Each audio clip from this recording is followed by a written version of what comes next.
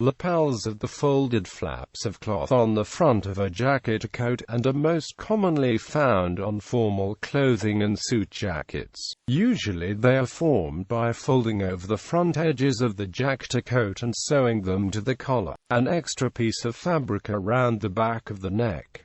There are three basic forms of lapels: notched, peaked and shawl.Notched lapels. The most common are usually seen on business suits. Peaked lapels are more formal, and nearly always used on double-breasted jackets or coats, but it also frequently appears on single-breasted suits commonly paired with a vest. Shawl lapels are usually carried by dinner jackets, mess jackets and tuxedos. Types of lapel: notched lapel. The notched lapel, step lapel. A step collar is sewn to the collar at an angle, creating a step effect. This is the standard on single-breasted suits, and is used on nearly all suit jackets, blazers, and sports jackets. The notched lapel double-breasted jacket is a rare setting.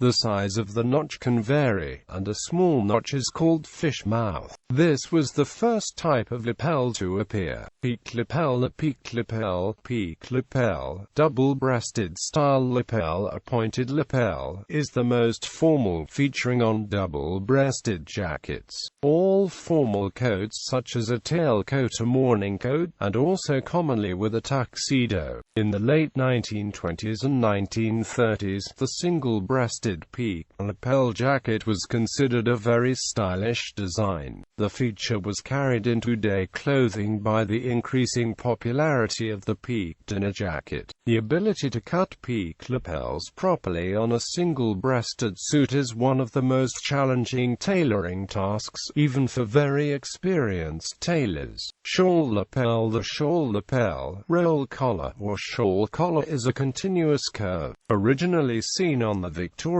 smoking jacket, it is now most common on the dinner jacket or tuxedo. This similarly began as informal evening wear, and was then made in both more and less formal versions, depending on the situation in which it was to be used. It is also commonly used on the mess jackets.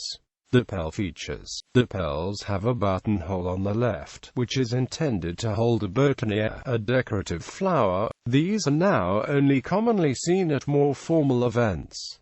To hold the flower properly, a loop is fixed to the back of the lapel. For symmetry, double-breasted suits often have a buttonhole on each lapel. A lapel pin is also sometimes worn. The width of the lapel is a widely varying aspect of suits, and has changed widely over the years. Some designers maintain, however, that most stylish lapel width does not change, and that the lapel should extend to just a fraction less than the halfway mark between the collar and shoulder line. Origin. The most common style of lapel, the notched lapel, originated in older types of jacket or coat that button to the neck. By unbuttoning and turning back the upper part of the closure at an angle indoors or in hot weather, and then removing the upper buttons. The upper points are derived from the end corners of the collar. This can be duplicated by similarly turning back the closure in a modern button-to-the-neck garment such as an outdoor coat or a boiler suit. Sometimes when caught outside in bad weather in a lapel jacket and nothing over it, its wearer may unfold the lapels and hold them midway to temporarily reproduce the ancestral to-the-neck closure. As tailcoats evolved rapidly among the wealthy during the Regency period, various styles of closure saw popularity, from fastenings at the top,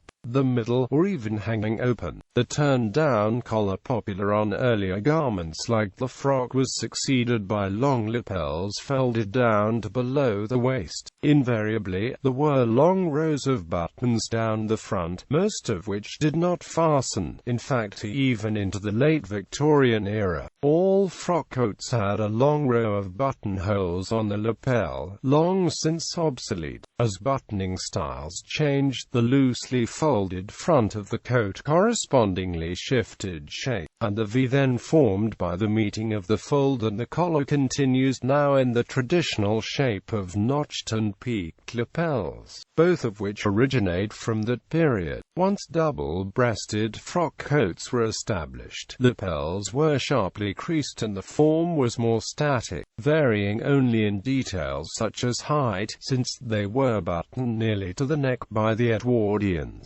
then lengthened to the classic three-button shape, the two-button jacket being a further American innovation. The other significant change over that period was the use of the revers in the construction of the lapel, as the Victorians used elaborate three-part patterns to cut a fold of cloth from the lining into the front of the lapel, a universal consideration of frock coats and dress coats of the period, but abandoned in favor of the current single-piece lapels at the same time as the switch to morning coats and lounge suits. Modern lapels are largely identical in form to the 1930s counterparts. Some historians of dress such as Bernard Rudofsky have ridiculed the evolution of jacket lapels into vastly unnecessary flaps and decorative rudiments, while others have celebrated the transformation of lapels into fetishes as part and parcel of fashion as expression.